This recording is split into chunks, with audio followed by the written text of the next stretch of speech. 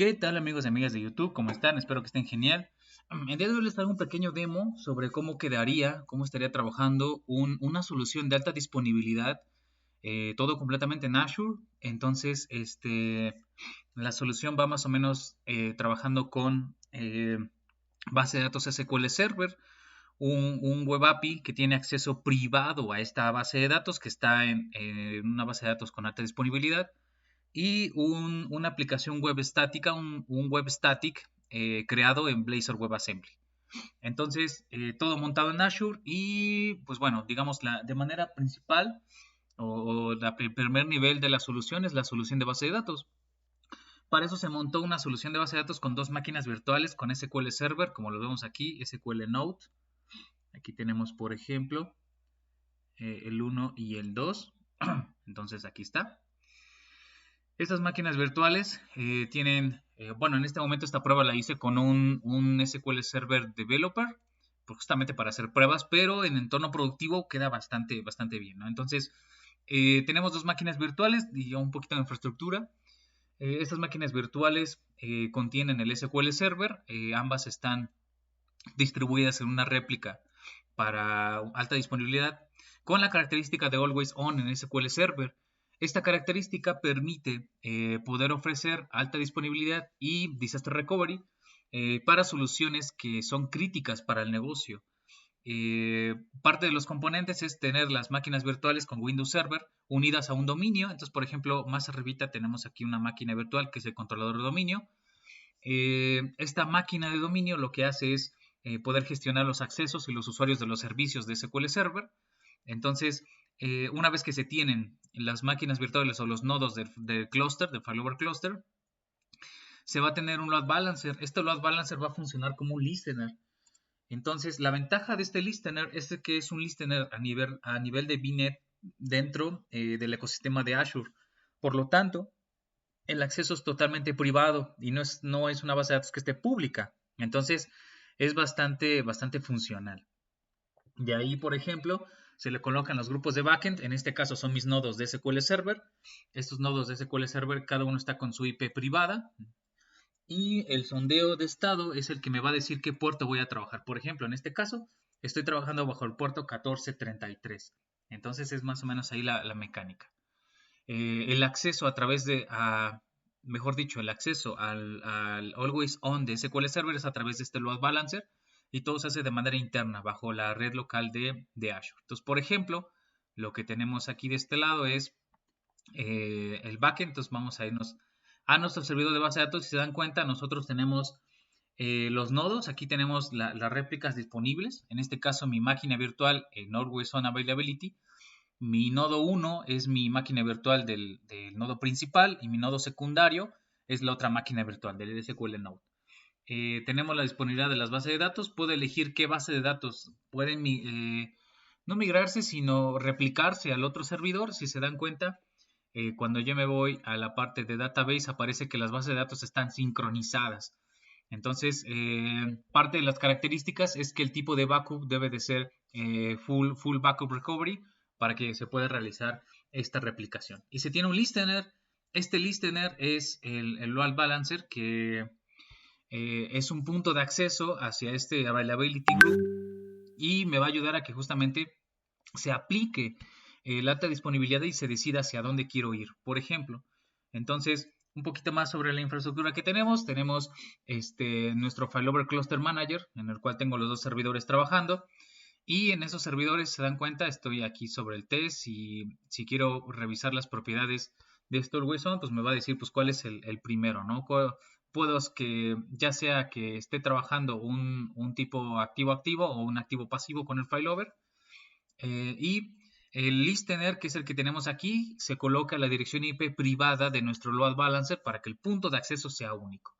Entonces, así quedaría nuestro clúster de SQL Server con alta disponibilidad, aplicando Always On sobre las bases de datos. Y cuando yo voy a la consulta de base de datos, pues lo que hace es traerme la información, por en este caso de los productos, una pequeña tablita, pero funciona porque pues puede traer las cosas del nodo primario o del nodo secundario. Entonces, digamos, en la parte del backend es más o menos así la forma en la cual funcionaría, es la base de datos. Y ahora algo interesante es el siguiente nivel, que es el API. El API, si se dan cuenta, es un App Services, por aquí lo tengo. Este App Services es una API, ASP.NET Core Web API, sencillo, no tiene mucha ciencia. De hecho, por ejemplo, si yo copio la dirección, por ejemplo, y yo le digo aquí que me abra el Swagger. Dicho, esto es para pruebas, no digo que lo vayan a dejar con Swagger en producción o algo así. Esto es solamente para pruebas. Justamente para demos o algo que necesiten, pues bueno, se puede hacer de esta manera. Lo que tengo aquí mientras carga nuestra API es que es un App Services tal cual, pero este App Services tiene un VNet Integration. Por ejemplo, ¿dónde está la redes? Lo que necesito para poderme conectar de manera interna dentro de, ojo, importante, esta conexión únicamente es de los App Services hacia los servidores o los recursos que están dentro de la VNet. Si lo quiero de manera inversa, entonces necesitaré yo un private endpoint para este App Services, ¿vale? Entonces, aguas con eso. Lo que tengo es la integración está directamente sobre mi red, por ejemplo, aquí tengo la integración con la red virtual, mi VNet Integration para mi App Services es para la red virtual Always On VNet y la subred, puedo tener por ejemplo más de una subred, tengo su subred específica para este App Services o los servicios del App Services. Entonces, una vez que yo tengo la integración del VNet Integration, es importante tener las tablas de rutas. Estas tablas de enrutamiento me van a ayudar a que pueda conocer tanto la ruta 1, que es la subred de mis servidores de SQL Server, como la ruta 2, que es la subred que tengo con mi Bidden Integration, ¿no? Mi subred de todos los recursos que yo quiera conectar a esta integration. Ahora, ¿cómo nosotros podemos probar en el App Services que está funcionando?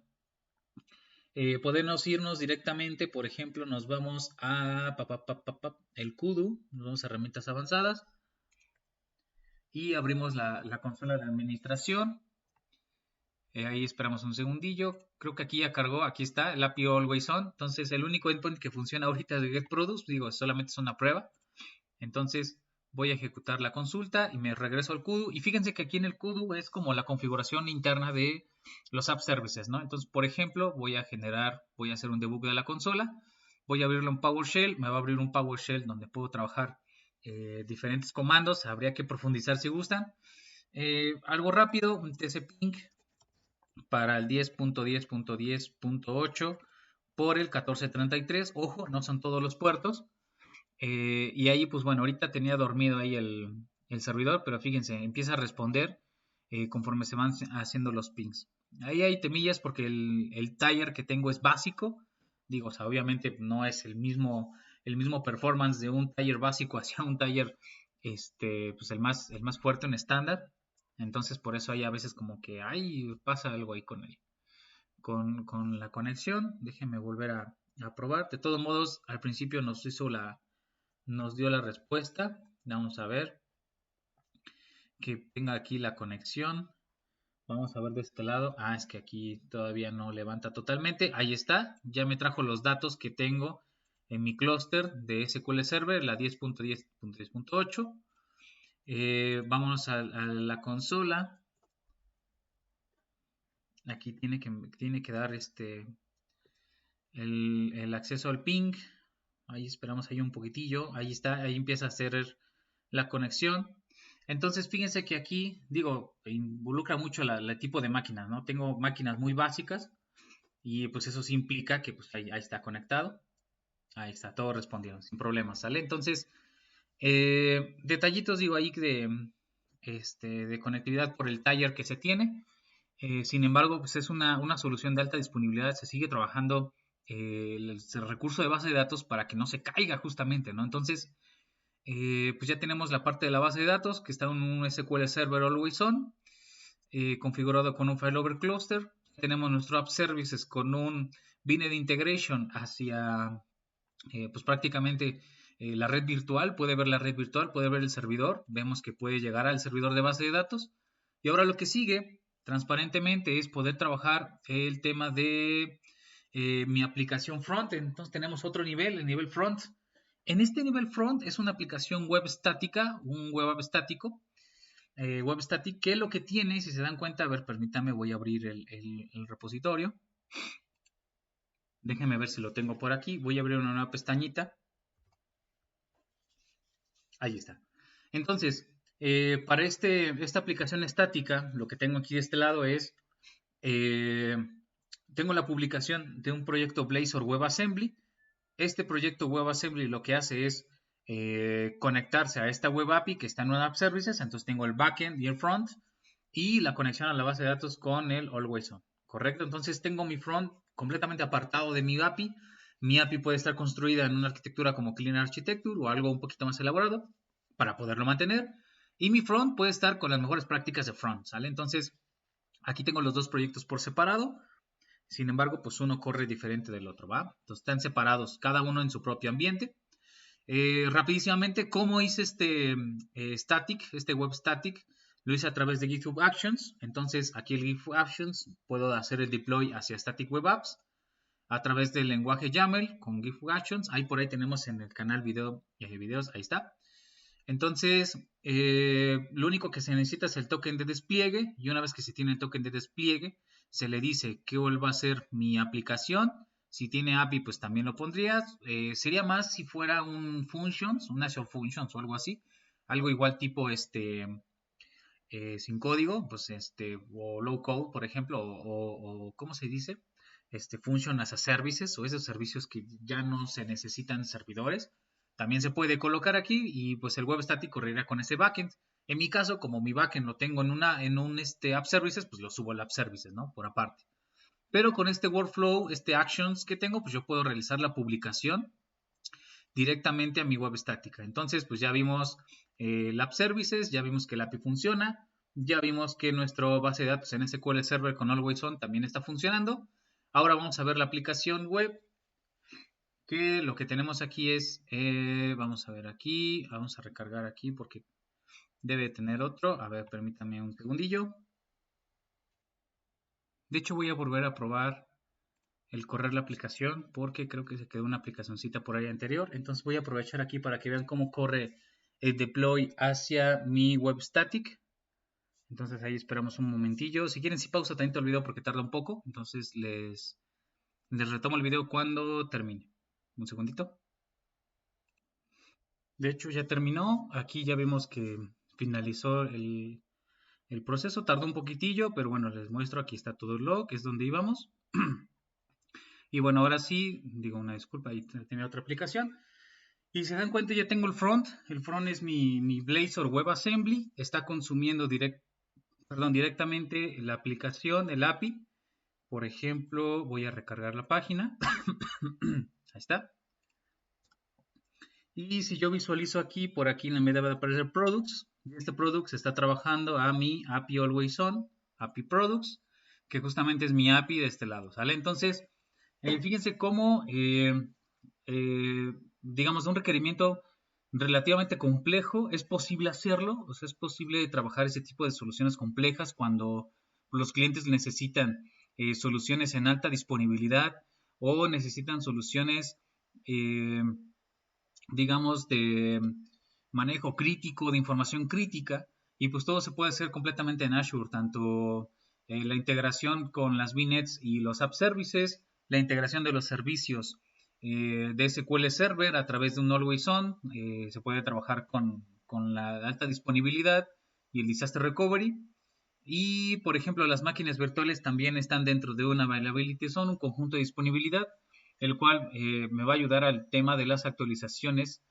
En caso de que se actualice o se tengan que hacer cambios por Azure, pues bueno, conjunto de disponibilidad me permite maniobrar, bueno, no a mí, sino a Azure le permite maniobrar de manera segura, garantizando que mis máquinas virtuales no sean interrumpidas o sean interrumpidas el menor tiempo posible.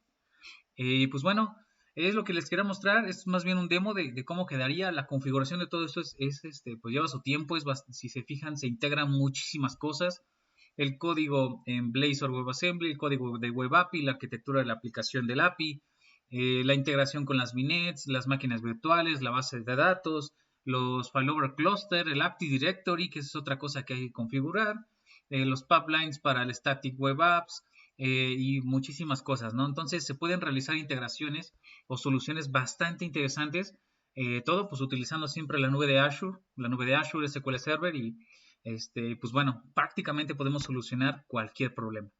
Bien, si les gustaría un poco de más información sobre este tipo de arquitecturas o soluciones, o si, no sé, tienen alguna duda, algún proyecto, algún requerimiento, pues bueno, pueden dejar su comentario, tienen mi correo electrónico, pues en mis redes sociales también, estoy en charlas en bastantes comunidades.